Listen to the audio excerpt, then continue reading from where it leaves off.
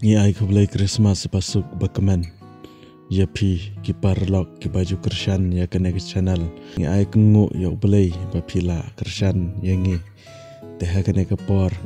Ngin yok ban ya pai ban nga ya ki katto kena ki banta.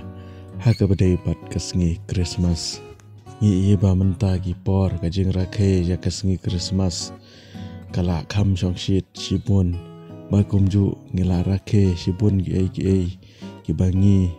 ngile ha ki shinong ki thau ki jongi ngila ya penriam penbej ya ki shinong ki thau bat ngila le bun ki ki ban pen i syaka perthei bangi ngila rakhe ya kasngi Christmas hoaj kumbangala deb ong ha ka to wei ka video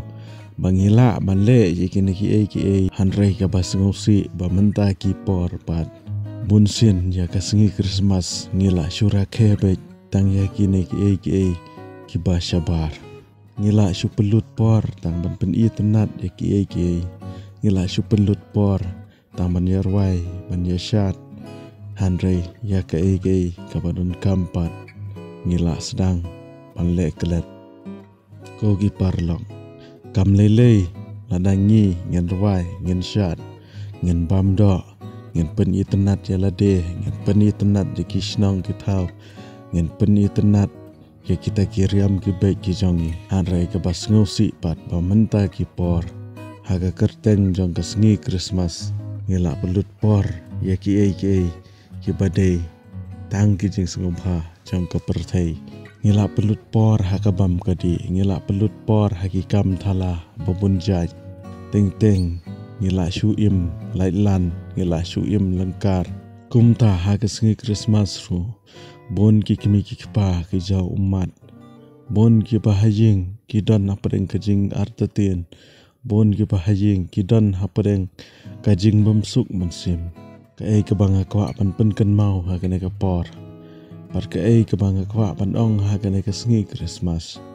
to ai ba kajing rakhe Christmas jongi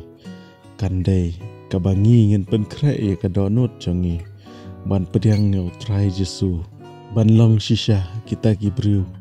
ki ban pediang yau Jesu haga donut jongi amtang ban pen i ya ki ban apar amtang ban le kemen ya ki ba syabar harengin pediang haga donut jongi yau trai Jesu namar ladangin pediang yau Jesu haga donut ke jongi kana kejing rakhe Christmas jongi kalong le no tekum ta ko ki para bangai tongin long ki bru ki ba pediang ya Jesu amtang ki ba pediang ya kasngi Christmas hari ki ba pediang ya Jesu haki donut ki jongi